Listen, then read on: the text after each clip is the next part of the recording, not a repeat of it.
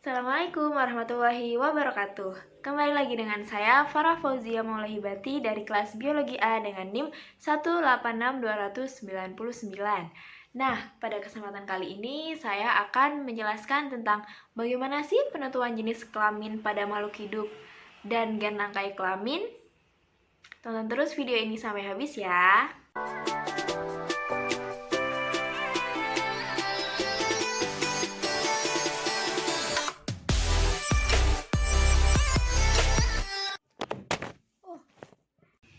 Nah, perlu diketahui bahwa sebagian besar makhluk hidup di dunia ini memiliki jenis kelamin jantan atau jenis kelamin betina. Akan tetapi, sebenarnya ada juga loh makhluk hidup yang berjenis kelamin ganda atau hermafrodit, dan ada juga yang berjenis kelamin tunggal, yang nantinya mereka akan bereproduksi secara parthenogenesis. Kemudian penentuan jenis kelamin disebabkan oleh dua faktor utama, yaitu faktor lingkungan dan faktor genetik. Faktor lingkungan adalah faktor yang mempengaruhi penentuan jenis kelamin makhluk hidup yang berasal dari eksternal sel. Contohnya pada buaya. Pada buaya, ketika induk buaya mengeluarkan telur pada lingkungan yang bersuhu 30-32 derajat, maka kemungkinan besar akan menghasilkan buaya jantan. Akan tetapi, ketika induk buaya mengeluarkan telur di lingkungan yang bersuhu 26-30 derajat, kemungkinan besar akan menghasilkan buaya betina. Kemudian yang kedua adalah faktor genetik. Nah, faktor genetik ini adalah faktor yang memiliki pengaruh yang besar dalam penentuan jenis kelamin makhluk hidup. Karena perbedaan jenis kelamin terletak pada komposisi kromosom. Seperti itu. Nah, tipe-tipe kromosom yang ada pada makhluk hidup dibedakan menjadi 6 macam, yaitu XY, XO, ZW, ZO, SKTS, dan haploid diploid. Nah, tipe yang pertama adalah tipe XY. Tipe XY ini biasa ditemukan pada manusia, pada lalat buah, dan pada tumbuhan berumah dua. Nah, pada tipe XY ini, si individu betina memiliki kromosom XX dan individu jantan memiliki kromosom XY. Nah, bagaimana sih prosesnya? Kita ambil contoh dari manusia. Pada manusia, sel telur memiliki kromosom X, dan sel sperma hanya memiliki satu buah kromosom. Dia bisa memiliki kromosom X atau bisa juga memiliki kromosom Y. Nah, ketika sperma yang memiliki kromosom X bertemu dengan sel telur yang memiliki kromosom X, maka akan menghasilkan individu betina, yaitu XX. Nah, apabila si sperma yang memiliki kromosom Y bertemu dengan sel telur yang berkromosom X, maka akan menghasilkan individu jantan, yaitu XY. Nah, tipe yang kedua adalah tipe XO. Tipe XO ini biasa ditemukan pada serangga yang berordo Heteroptera atau Orthoptera.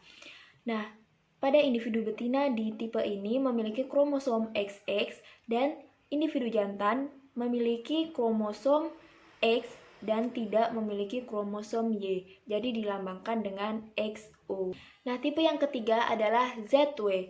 Tipe ZW ini biasa ditemukan pada beberapa jenis ikan, beberapa jenis kupu-kupu, beberapa jenis reptil, dan beberapa jenis burung.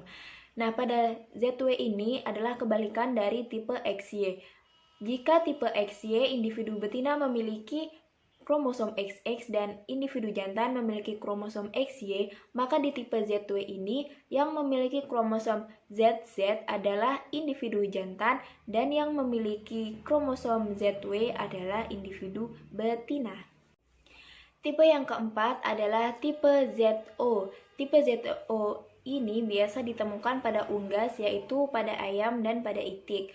Nah, ZO ini kebalikan dari XO, di mana jika di XO, individu jantan yang memiliki kromosom X dan tidak memiliki kromosom Y, maka di tipe ZO ini adalah individu betina yang hanya memiliki kromosom Z dan tidak memiliki kromosom W, sehingga dilambangkan dengan ZO, dan individu jantan adalah individu yang memiliki kromosom ZW.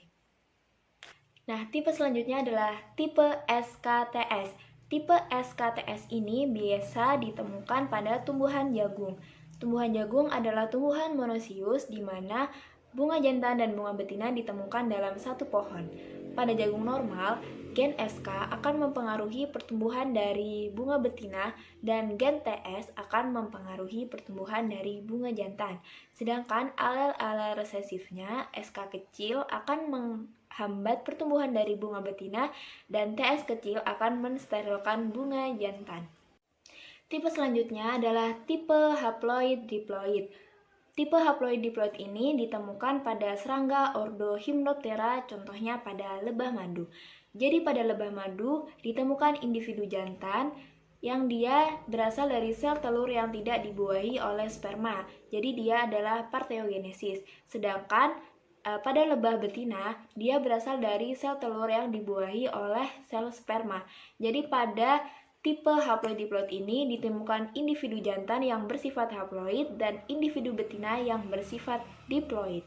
Oke, pembahasan selanjutnya adalah pembahasan tentang gen rangkai kelamin. Gen rangkai kelamin adalah gen-gen yang terletak pada kromosom kelamin. Gen rangkai kelamin tidak mengalami segregasi atau penggabungan secara acak pada gamet-gamet yang terbentuk. Nah, pada tipe XY, gen-gen ini ada yang terpaut pada kromosom X dan ada juga yang terpaut pada kromosom Y.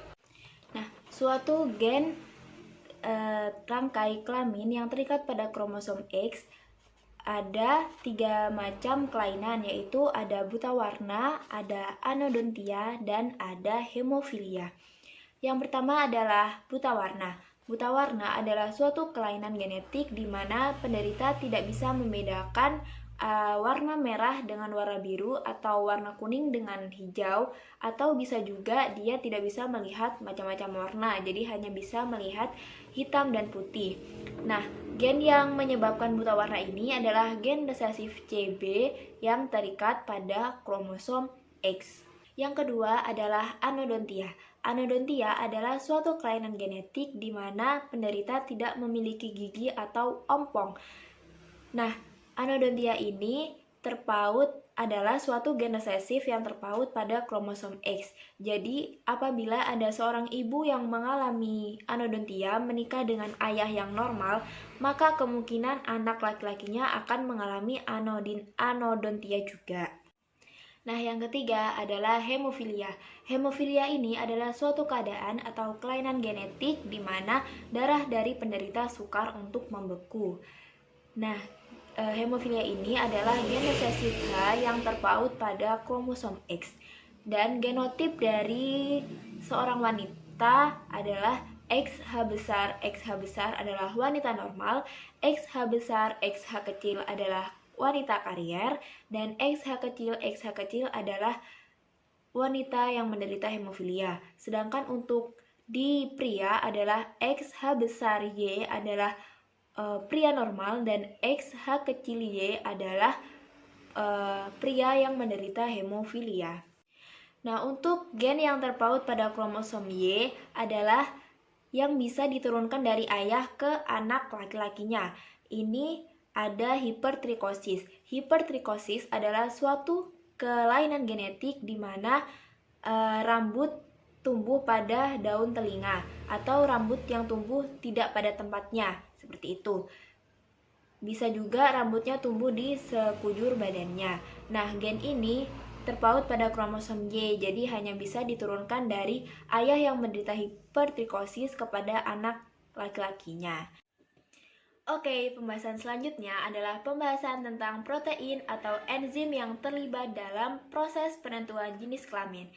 Jadi protein yang terlibat dalam penentuan jenis kelamin ada protein SRY dan protein DMRT1. Protein SRY adalah protein yang berperan sebagai faktor penentu testis. Jadi ketika zigot telah berkembang di dalam rahim, pada minggu kelima setelah pembuahan, dia akan mengalami perkembangan gonad, di mana gonad laki-laki adalah testis dan gonad perempuan adalah ovarium.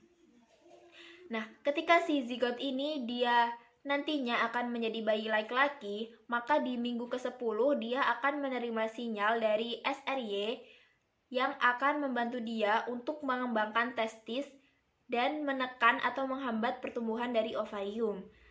Namun apabila ketika dia nantinya akan menjadi seorang bayi perempuan, maka dia tidak akan menerima sinyal dari SRY dan dia akan menunggu beberapa minggu lagi untuk mengembangkan si ovariumnya.